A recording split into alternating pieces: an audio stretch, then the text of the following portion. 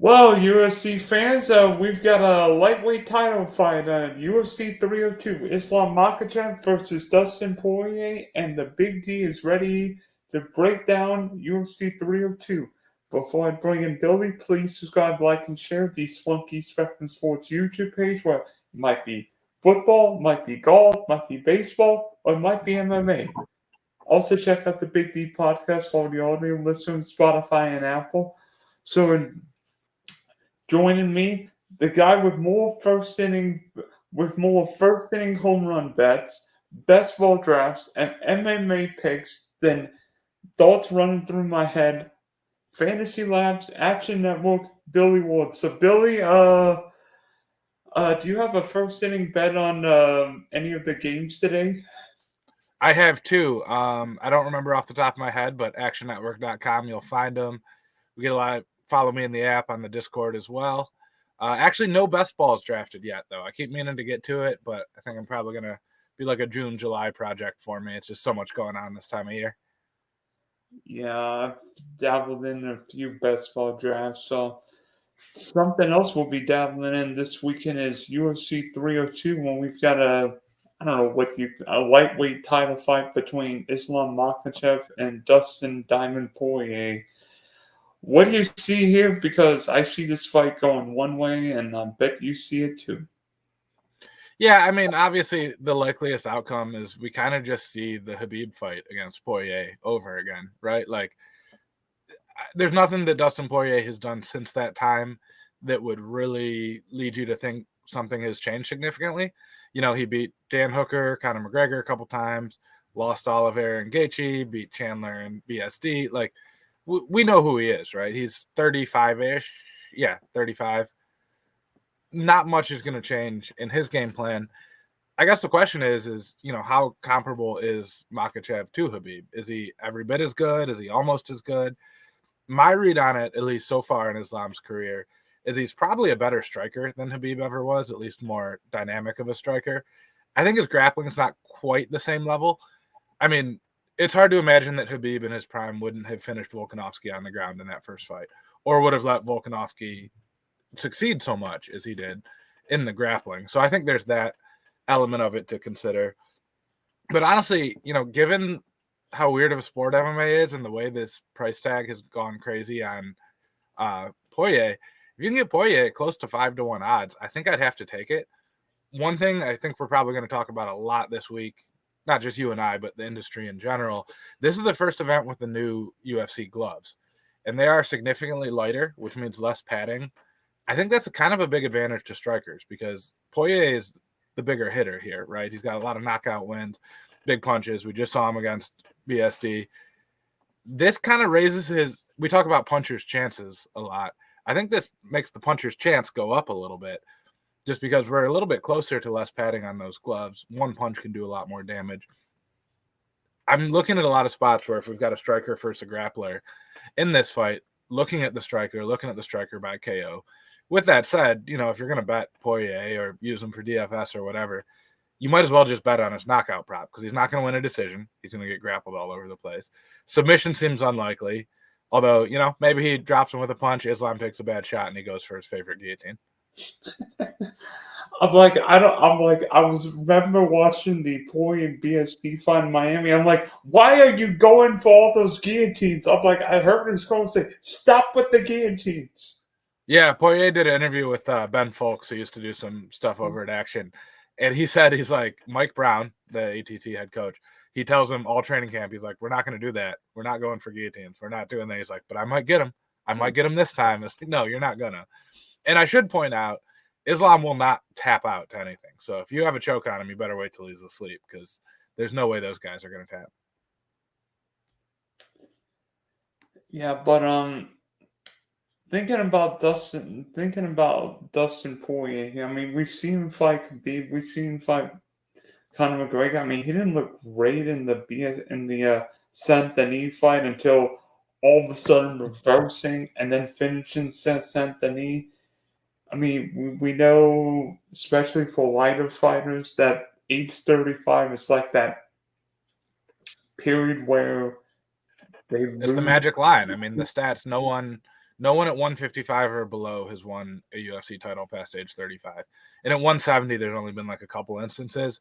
I think both the times at 170 it happened, both fighters were over that age. So like somebody had to win it kind of situation. With all that said, there's no magical thing that happens when you turn 35, right? Poirier is barely 35, turned 35 in January.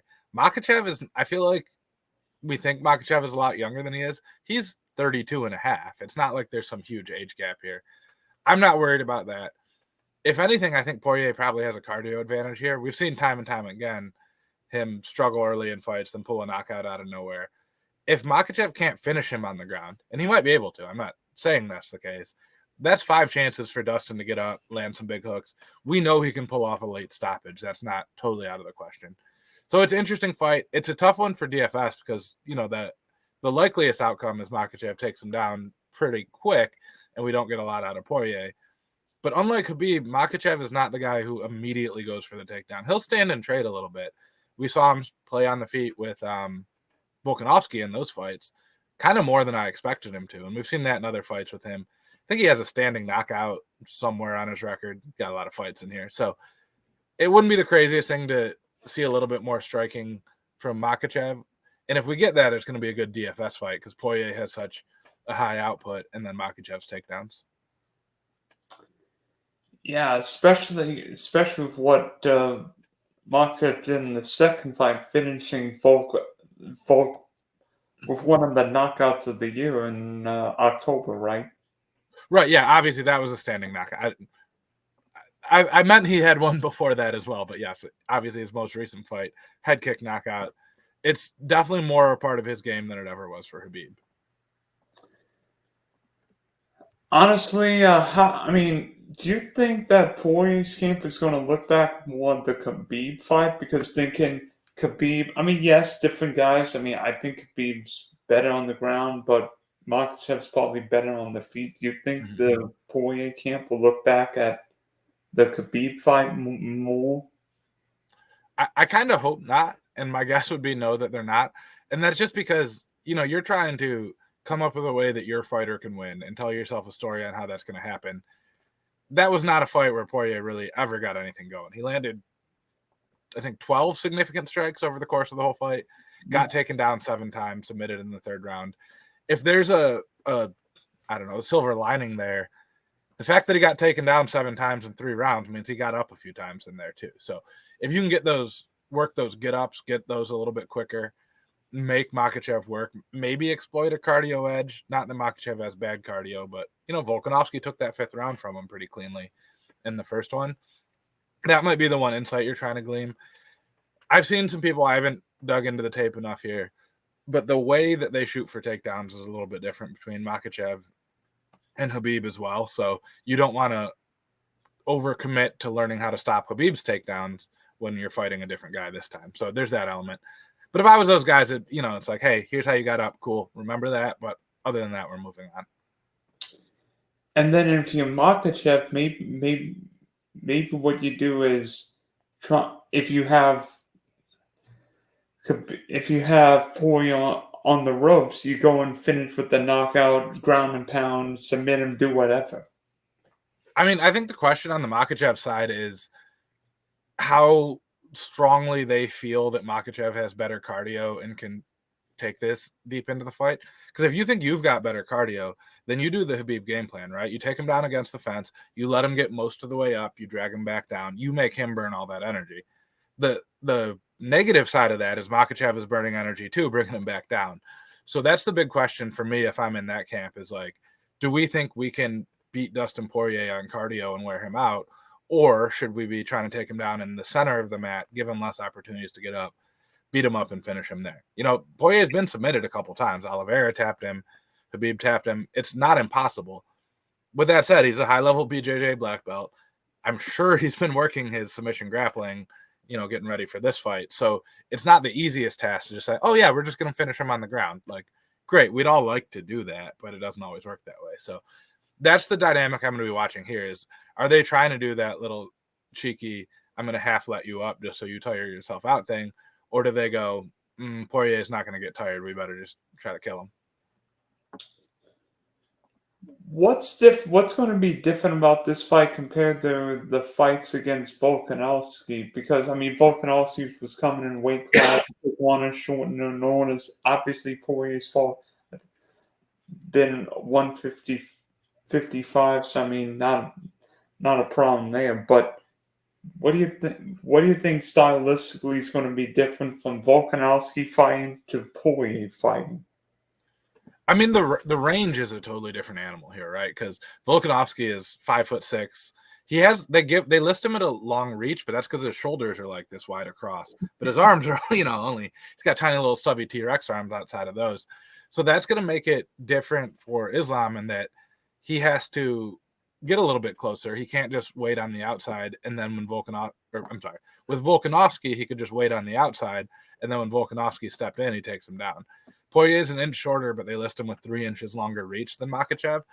So Poirier can, in theory, everyone tries this against the Dagestani guys. It rarely works, but in theory, hang out on the outside, kind of snipe, keep the range. We got a big cage to work at. It's the pay-per-view cage. They're not going to be stuffing them up there.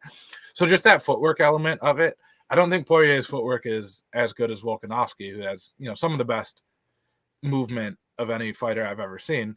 But it doesn't need to be because he's taller, longer, arguably hits harder, a little bit more natural of a 55er, even though Poirier started at 45 as well. But so there's that dynamic there. But the guys like Islam and Khabib before him, Khamzat's the same way.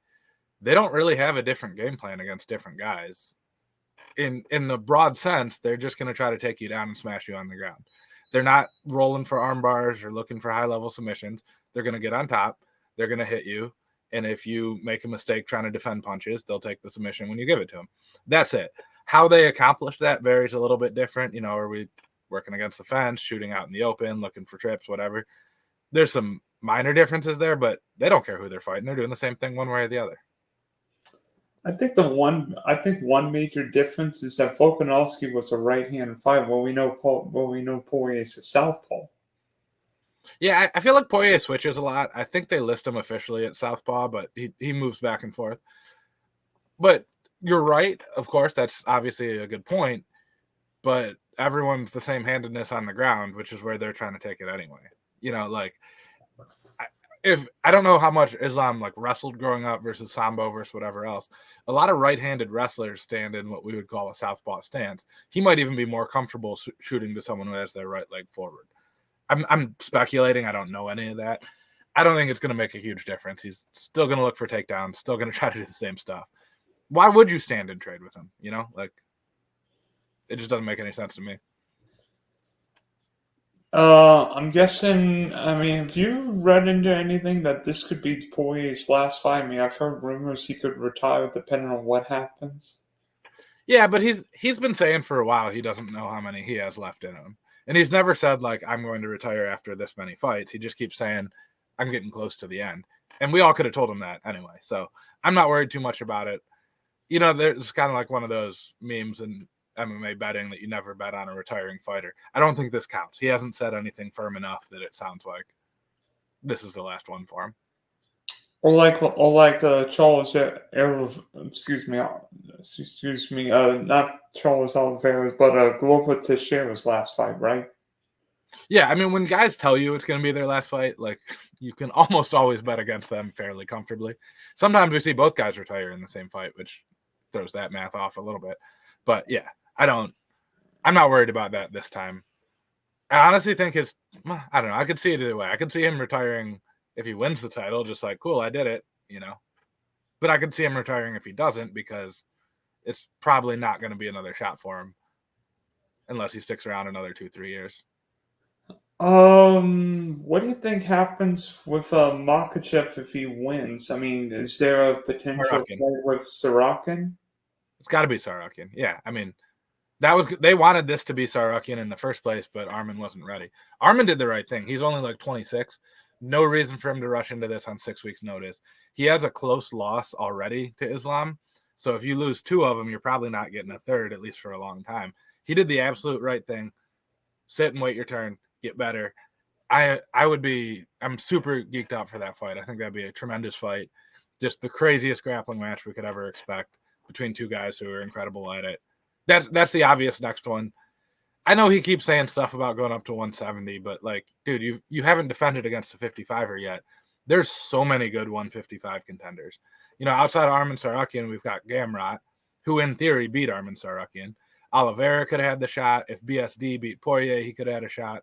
Most of those guys are pretty young, not Gamrot.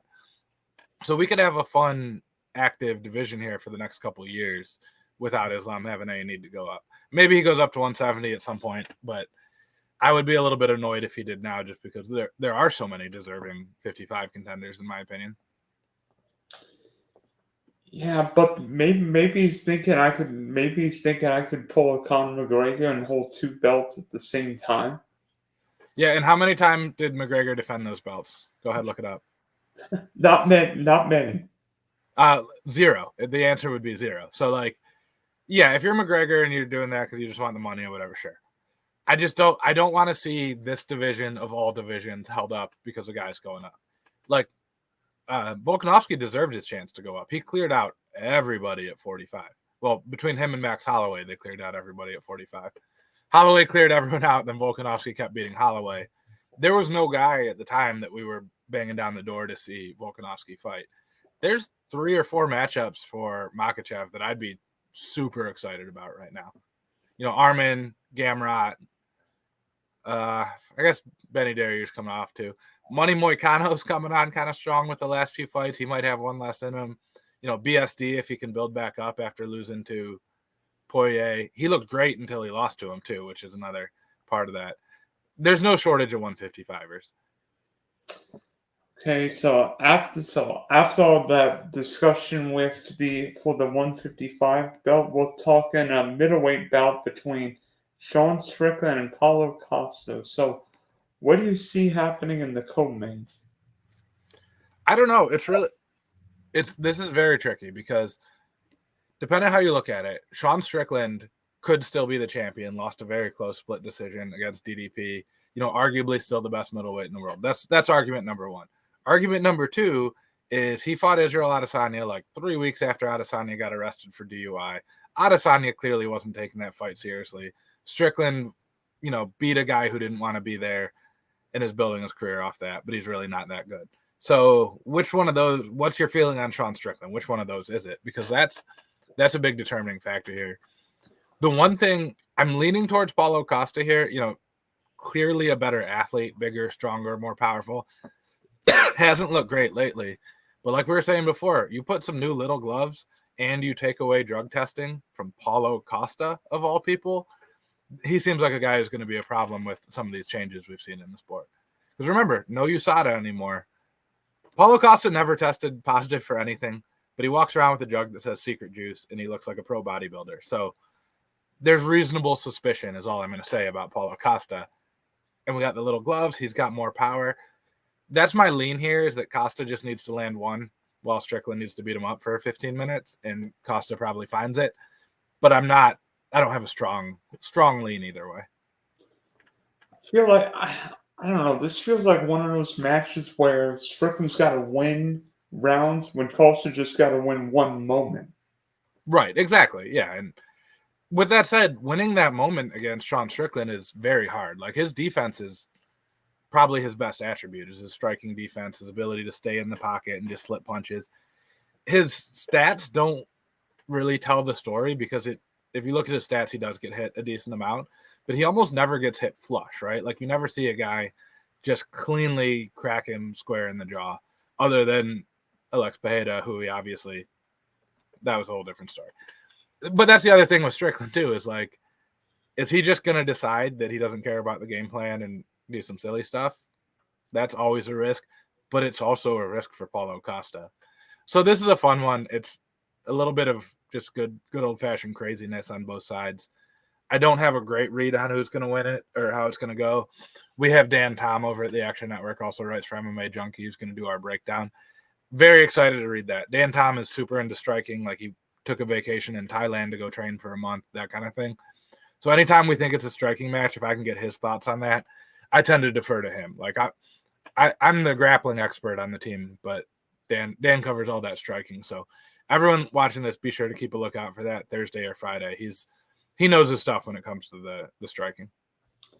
How much does this being a 15-minute fight compared to a 5-round fight affect guys? Because I would think Strickland would be better in a longer fight. Yeah, I mean, Strickland could fight 5-minute rounds with 1-minute breaks for days on end. Like it's a benefit to Costa. But with that said, if Costa didn't win it in the first 3 rounds, he wasn't going to win it anyway. So it doesn't really matter. You know what I mean? Like his chances are front loaded to begin with.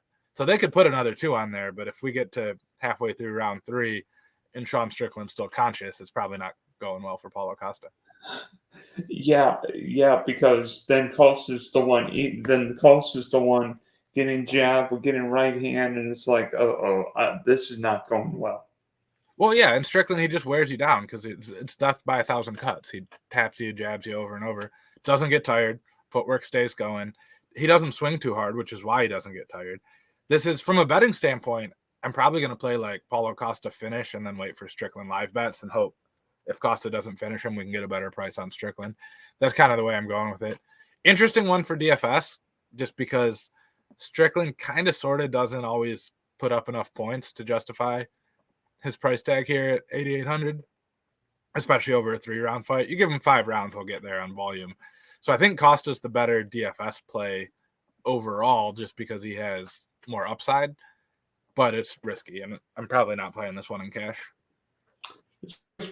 This feels more like a GPP play, especially with it only being a 15-minute fight. Yeah, I mean, part of the case on Strickland, or part of the appeal, is that he's going to keep scoring points at a high rate per minute over a long period of time, but you give him less minutes, that's a little bit harder. So then, what other fights are you looking forward to after the title fight and the co-main? Yeah, I'm interested to see the bounce back from Jailton Almeida, who was undefeated in the UFC, just murdering people, right? Like, his grappling is ridiculous. No one could touch him. He came up from 205, didn't miss a beat, and did that for a round against Curtis Blades, and then went to take him down in the second, held on to a single while getting punched, and went out. I'm looking to see him bounce back against Alexander Romanov. I don't expect Romanov to be too much of a challenge, just because Romanov is also more of a grappler, and he's not nearly the level of grappling that Almeida is, so I don't really see how that works for him. But it'll be interesting. It's just a good bounce back fight. What I'm really looking forward to is the featured prelim, Roman Hopilov and Cesar Almeida. Cesar Almeida has a win over Alex Pereira in kickboxing. I believe, fairly certain that's him. Long kickboxing record. He's just the next Israel Adesanya, Alex Pereira. 5-0 in MMA, but kind of giving him some friendly matchups. I think this will be a really fun one against Hopilov. Hopilov, we know him more as a striker, but he's kind of an awkward southpaw. He's also from Dagestan, and when needs to, he's going to turn that grappling on. So this will be a fun fight. We saw Almeida get dominated with the grappling in the first round of his UFC debut, and then he figured it out and knocked the guy out shortly after that. So I'm very excited for that one, just to see, do we have another Israel Adesanya, Alex Pereira style prospect, or are we just trying to recreate that with guys who maybe aren't quite as talented? So that's a good one. Grant Dawson versus Joe Solecki. If you like grappling, Grant Dawson, great DFS play always, because he'll get you a million takedowns. Joe Solecki, very sneaky submission ability, has been real close in some of his losses. So that'll be a fun one. Dawson should take care of business, and I'm not betting Solecki or anything, but kind of a fun one to watch. And, another one, underrated, extremely good grappler is Basil Hafez. Been a while since we saw him. He stepped in on super short notice to fight Jack Della Maddalena last summer. Almost beat him, lost a split decision because he just ran out of gas. But he took the fight on 3 days' notice. So we get him with a full camp against Mickey Gall. I think he's going to be really good. I think he's going to be a problem in the UFC. But I'm excited to see him with a full camp, just get to show off what he's like. It's hard, man, cutting all that weight in 3 days and then trying to go 3 rounds against a ranked UFC welterweight and almost beating him. That was a really impressive performance from him. And I'll be interested to see what he looks like now. Yeah, I mean, how long would you need to cut 20 pounds? I mean, who? Because light heavyweight cutting 20 pounds is a lot easier than a flyweight. Okay. So it's. like for me personally, I couldn't do 20 in a week. I could usually if I needed to in less than a week, I could do about 15. But I needed to start like the Monday of weigh-ins to be able to get to 15. What about a welterweight though? Yeah, I mean that's what I fought. I usually walked around like low mid 80s, and I had a lot of fights that I took on less than a week notice. If I had like 3-ish days, 10 to 15 pounds were doable. Needed a full week to get up to 15. If I was all the way up at 190, probably needed at least a couple weeks because at that point you actually have to like diet and lose some mass. You can't just shed water. Where within about 10% of your body weight, you can do it all in water. So if you weigh 200 pounds, in theory, and it's going to suck and you're going to hate yourself, but you can do about 20 pounds if you're 200 pounds. And then you're going to feel like crap afterward. Yeah, but then you get your Pedialyte and your Gatorade and your pasta and, hope for the best. But all that is rough on the cardio, which is why when we saw Basil dominate for a round and a half and then run out of gas, it's like, yeah, that's going to happen. We only gave the poor kid 3 days. I say kid, he's like 30, but you know what I mean. By the way, me being in Southwest Florida, I've got to get a shout out to my guy Nico Price fighting on the prelim card because he's always going to put on the show. Yeah, that's kind of a fun one because it's two just the guy UFC welterweights with him and Alex Morono. You know what I mean? They're fine. They've both been around a while. Like Nico has 14 fights in the UFC. Morono has 19. Neither of them are great. Neither of them are probably ever going to win or even challenge for a title. Morono should win the fight. Like in theory, he's better kind of across the board. But Price is just wild enough that you never know what's going to happen. It's kind of like Costa Strickland, right? Where one guy should, over the course of 15 minutes, be clearly the better fighter. The other guy might just need a second, though, so it'll be fun. And it's an appropriate fight because one guy's not overly more talented than the other. They're both sort of right for each other. Yeah, I mean, I think Morono is definitely the more well-rounded, overall skilled fighter. And I'm a little bit worried about Nico Price because he's coming off 2 pretty bad knockouts. And the knockout against Robbie Lawler in last summer's retirement fight for Lawler was scary. And the way he fights, just trying to trade leather, if you don't have the chin anymore, it's not going to go well. But he took 10 months off, which is a good thing to do in a situation like that. Should be okay. Kind of sort of getting up there in age, but not really yet. So, yeah, I mean, if he's the Nico Price of old who's throwing wild punches from the bottom and stuff, could be fun. By the way, you and I were, before recording and before taping this podcast, you and I were looking at some of these old UFC fighters fighting on like in Abu Dhabi, and I'm like, Nick Diaz and Tony Ferguson fighting on the same card, not each other, but on the same card. And I'm like, Nick Diaz has won a fight in what, a decade plus, right? Yeah, I looked it up today. It's been 13 years since Nick Diaz won a fight. My professional debut was a month after Nick Diaz won his last fight against BJ Penn. In that time, I've had 5 professional wins, 6 professional losses, quit fighting, went to college, got a college degree, got married, had a kid who's now 6, got a real job, started doing all this. All of that has happened in the time since Nick Diaz last won a fight. My entire career, which was 11 fights, I wasn't just messing around once or twice, has happened since his last fight. And I've been retired for most of that. So, yeah, I don't know what's going on. My only speculation here is that he had a fight left on his UFC contract and he wants to go get some, BS boxing match before that money dries up. And he might be too late. I think Jake Paul versus Mike Tyson might kill the wacko boxing market finally once and for good. But I think that's what's happening here. In the UFC, when guys just want out, they're not going to give you a fight against another old guy and let you go gracefully. They're going to try to get you murdered. So Vicente Luque should probably kill him. Michael Chiesa should just murder Tony Ferguson. That one seems like it might be a little bit closer because Chiesa always gets himself submitted, and Tony Ferguson might do that. Like, Tony Ferguson might accidentally win this. I don't see it for Nick Diaz. They should be fighting each other, but what are you going to do? Yeah, just have the 2 old guys go at it for 25 minutes. That would seem better, right? 25, like 10. 15. 15. Let's do 3-minute rounds. How about 1 5-minute round? I'll take that. Yeah. 1 10-minute round like Pride or something. But yeah, I don't know. Nick Diaz halfway through the 3rd round in his last fight was like, nah, and just kind of sat down and quit. So That's what we're working with right now. I'm upset that they're doing it, but hopefully the guys make a lot of money. That's all I can say is hopefully it sets them up for a while. They don't need to keep doing this, or they can get out of the contract and go do what they want, you know? Yeah,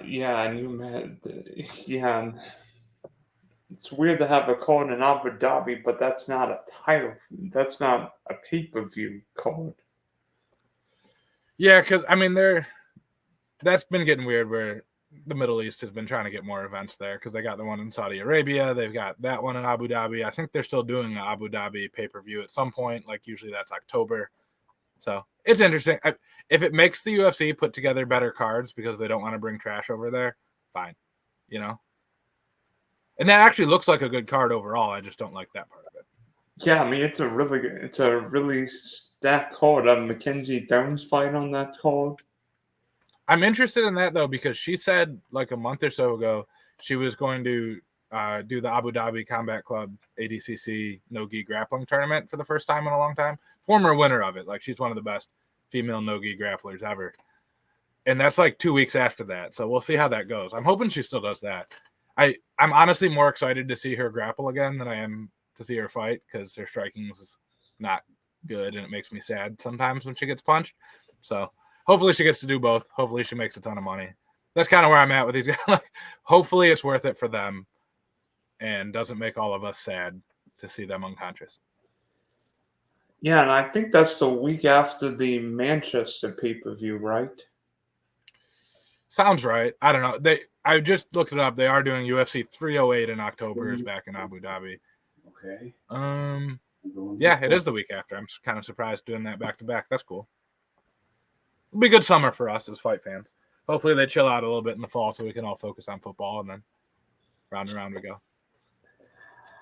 All right, Billy. So thanks for hopping on, previewing UFC 302. Hopefully it's a profitable betting, DFS, Rainmaker, first inning bet week for you. Yeah, appreciate it, Dylan.